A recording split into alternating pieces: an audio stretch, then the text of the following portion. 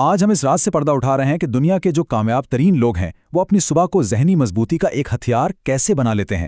یہ ایک ایسا عمل ہے، ایک ایسا پروسیس ہے جو کسی کی بھی زندگی بدلنے کی طاقت رکھتا ہے۔ اکثر ہمارا خیال ہوتا ہے نا، کہ جو جیتنے والے لوگ ہیں وہ ہر صبح توانائی اور اعتماد سے بھرپور اٹھتے ہیں، لیکن حقیقت میں کہانی اس سے کہیں زیادہ مختلف اور دلچسپ ہے۔ سچ تو یہ ہے کہ وہ بھی بالکل ہماری طرح تھکاوٹ، شکوک اور کبھی کبھی تو خوف کا سامنا کرتے ہیں۔ تو پھر کیا چیز ہے جو انہیں ہم سے مختلف بناتی ہے؟ فرق اس راز میں چھپا ہے کہ صبح کا وقت یہ ایک دو دھاری تلوار کی طرح ہے۔ یہ وہ لمحہ ہے جب ہمارا ذہن سب سے زیادہ کمزور ہوتا ہے، لیکن یہی وہ لمحہ بھی ہے جب اسے سب سے آسانی سے ٹرین بھی کیا جا سکتا ہے، اور فاتحین وہ اس راز کو بہت اچھی طرح سمجھتے ہیں۔ تو آئیے اس تجزیے کے پہلے میدان میں قدم رکھتے ہیں، صبح کا دماغی جنگ کا میدان۔ یہاں کا بنیادی اصول بڑا سیدھا سا ہے: دن پر قابو پانے سے پہلے اپنے ذہن پر قابو پانا ضروری ہے۔ دیکھیے، کامیاب لوگ اپنے دن کا آغاز ریئیکٹ کر کے نہیں کرتے۔ وہ صبح اٹھتے ہی فون کی اسکرین میں نہیں کھو جاتے، خبروں کی جو منفی لہریں ہیں ان میں نہیں بہتے، یا مسائل کی دلدل میں نہیں پھنستے۔ وہ دنیا کو اپنے ذہن پر حکومت کرنے کا موقع ہی نہیں دیتے۔ اس کے بجائے وہ کیا کرتے ہیں؟ وہ ایک پرو ایکٹیو، ایک فعال رویہ اپناتے ہیں، اور یہ اصول ان کی کامیابی کی بنیاد ہے۔ شناخت ہمیشہ نتائج سے پہلے آتی ہے، مطلب وہ پہلے یہ طے کرتے ہیں کہ آج انہیں کون بننا ہے، اس سے پہلے کہ وہ یہ سوچے کہ انہیں کیا کرنا ہے۔ اور یہ بات ہمیں اپنے اگلے اہم محاذ پر لے آتی ہے: اپنی اندرونی گفتگو کو جیتنا۔ یاد رکھیے گا، صبح اٹھتے ہی جو پہلی آواز کوئی سنتا ہے نا، خاص طور پر اپنے اندر کی آواز، وہی پورے دن کا راستہ طے کر دیتی ہے۔ تو یہاں پر دو راستے ہیں۔ ایک طرف متاثر یا وکٹم کی ذہنیت ہے جو ہمیشہ یہی پوچھتی رہتی ہے میری زندگی اتنی مشکل کیوں ہے، اور دوسری طرف طالب علم یعنی اسٹوڈنٹ کی ذہنیت ہے جو پوچھتی ہے اچھا یہ مشکل مجھے کیا سکھا رہی ہے۔ اور جو کامیاب لوگ ہیں وہ ہمیشہ طالب علم بننے کا ہی انتخاب کرتے ہیں۔ اس ذہنی تبدیلی کے ساتھ ایک اور بہت طاقتور ہتھیار بھی ہے، اور وہ ہے وضاحت پیدا کرنا۔ ہر صبح خود سے صرف یہ ایک سوال پوچھنا: آج وہ کون سی ایک چیز ہے جو سب سے زیادہ اہمیت رکھتی ہے؟ یہ سوال بھٹکنے سے بچاتا ہے اور ساری توانائی کو ایک نقطے پر مرکوز کر دیتا ہے۔ اور یہ بات یاد رکھنے والی ہے کہ توجہ ہی اصل طاقت ہے۔ ایک بھٹکا ہوا منتشر ذہن ایک کمزور ذہن ہے، جبکہ ایک فوکسڈ، ایک مرکوز ذہنی ایک مضبوط ذہن ہوتا ہے۔ یہ عادت کوئی جادو نہیں ہے، بلکہ مستقل مزاجی سے آہستہ آہستہ زندگی بدل دیتی ہے۔ اب ہم اگلے فیصلہ کا اصول کی طرف بڑھتے ہیں: آرام پر نظم و ضبط کو ترجیح دینا۔ یہ دراصل طویل مدتی آزادی اور کامیابی کی قیمت ادا کرنے کا نام ہے۔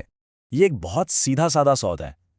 اگر صبح آرام کا انتخاب کیا جائے تو اس کا نتیجہ اکثر رات کو پچھتاوے کی صورت میں نکلتا ہے۔ یہ ایک ایسا چکر ہے جس میں بہت سے لوگ اپنی پوری زندگی گزار دیتے ہیں۔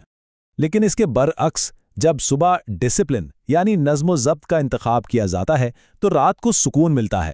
یہ وقتی تکلیف طویل مدتی اطمینان کی گارنٹی بن جاتی ہے۔ کامیاب لوگ اس قیمت کو خوشی سے ادا کرتے ہیں۔ تو سوال یہ ہے کہ نظم و ضبط کا انتخاب کیسے کیا جائے؟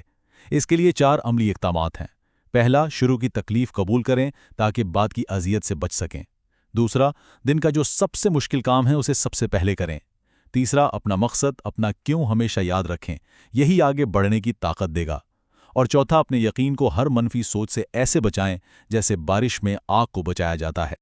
اور یہ سب کچھ ہمیں ذہنی مضبوطی کے اصل جوہر کی طرف لے جاتا ہے: فاتحین کا خاموش کام۔ کیونکہ اصل کردار تو تب بنتا ہے جب کوئی نہیں دیکھ رہا ہوتا۔ ذہنی مضبوطی آخر ہے کیا؟ یہ کوئی ایک لمحے کا جوش یا کوئی موٹیویشنل تقریر نہیں ہے۔